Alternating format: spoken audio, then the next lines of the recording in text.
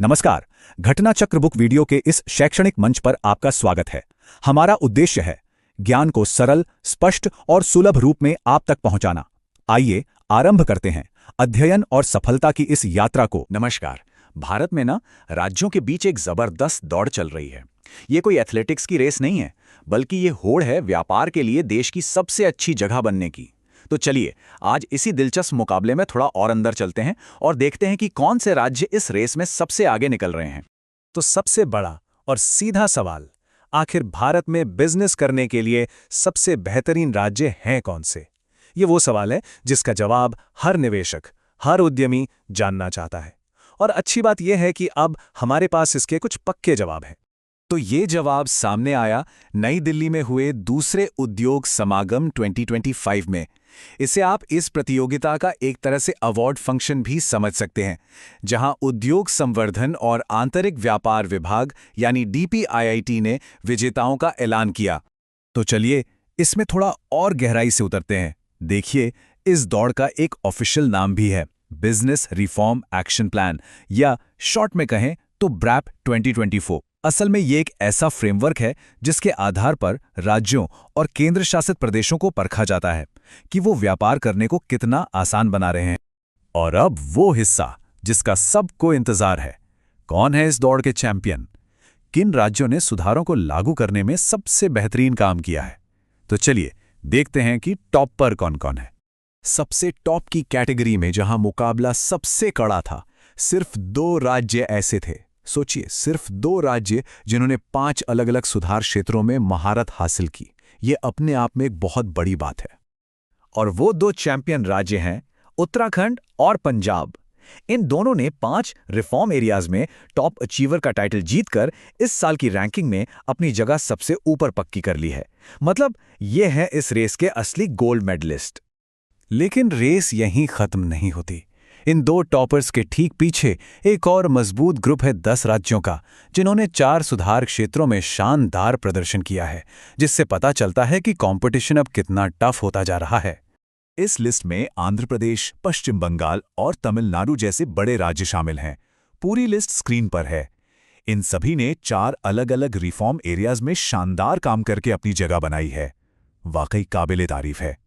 अब जरा इस चार्ट पर नजर डालिए। यहां साफ साफ दिख रहा है कि 2 राज्यों ने 5 क्षेत्रों में, 10 ने 4 में और 6 राज्यों ने 3 क्षेत्रों में टॉप स्टेटस हासिल किया है। ये चार्ट साफ साफ दिखाता है कि अब बहुत से राज्य इन रिफॉर्म्स को कितनी सीरियसली ले रहे हैं और असल में जमीन पर काम कर रहे हैं।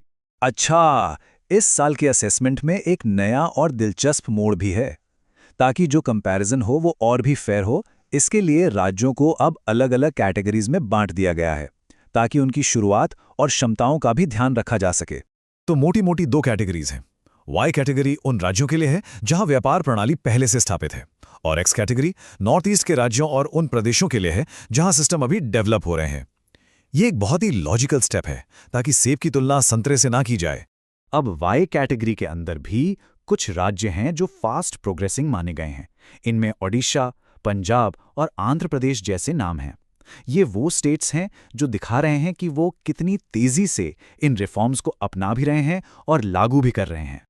और फिर इसी वाई कैटेगरी में आते हैं एस्पायरिंग स्टेट्स, जिनमें महाराष्ट्र, गुजरात और उत्तर प्रदेश जैसे बड़े आर्थिक पावर हाउस शामिल हैं। ये वो राज्य हैं जो टॉप पर पहुंचने के लिए पूरी जोर आजमाइश कर रहे हैं और अपना एम्बिशन दिखा रहे हैं। हमने ये तो देख लिया कि कौन जीत रहा है, लेकिन सवाल ये है कि वे किस आधार पर जीत रहे हैं। ये सुधार आखिर हैं क्या? तो आप समझते हैं कि वो कौन से पैरामीटर्स हैं जिन पर इन राज्यों को तौला गया है। तो सबसे पहले ये समझते हैं कि टॉप अचीवर्स का मतलब क्या है। ये टाइटल उन राज्यों को मिलता है जो 90% से ज्यादा स्कोर लाते हैं। और ये स्कोर सिर्फ कागजी खाना पूर्ति का नहीं होता, बल्कि ये इस बात का भी सबूत है कि वहां के जो असल बिजनेस ओनर्स हैं, जो उद्यमी हैं, उनसे भी पॉजिटिव फीडबैक मिला। अच्छा, तो ये रिफॉर्म्स हैं किन चीज़ों के बारे में? जैसे कि बिजनेस का रजिस्ट्रेशन कितना आसान है, कंस्ट्रक्शन की परमिट कितनी जल्दी मिलती है, या पर्यावरण से जुड़ी मंजूरियां कितनी स्मूथ हैं। सोचिए, परमिट जल्दी मिलने का मतलब है कि प्रोजेक्ट्स तेजी से शुरू होंगे और रोजगार पैदा होगा। टोटल ऐसे 25 एरियाज हैं।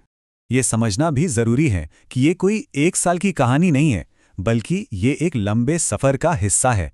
तो आइए एक नज़र डालते हैं कि प्रोग्रेस का ये सफ़र शुरू कब और कैसे हुआ।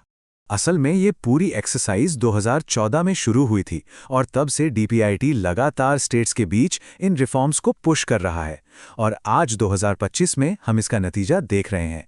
ये करीब करीब एक दशक की लगातार मेहनत का फल है। तो बॉटम लाइन क्या है? डीपीआईआई की ये जो लगातार असेसमेंट है ना, इसे इसीलिए डिज़ाइन किया गया है ताकि राज्यों के बीच एक हेल्दी कंपटीशन बना रहे और वो लगातार खुद को इम्प्रूव करते रहें। लक्ष्य एक ही है, एक ऐसा माहौल बनाना जहां बिजनेस करना आसान हो और निवेश बढ़े। तो आखिर में सवाल यही उठता है, क्या राज्यों के बीच चल रही ये होड़ वाकई भारत के व्यापारिक भविष्य को बदल देगी? जिस तरह से ये सभी राज्य एक दूसरे से सीखकर आगे बढ़ रहे हैं, उसे देखकर तो यही लगता है कि ये रेस भारत को एक ग्लोबल बिजनेस पावर बनाने में बहुत बड़ा रोल निभा सकती है। इस पर विचार जरूर कीजिएगा।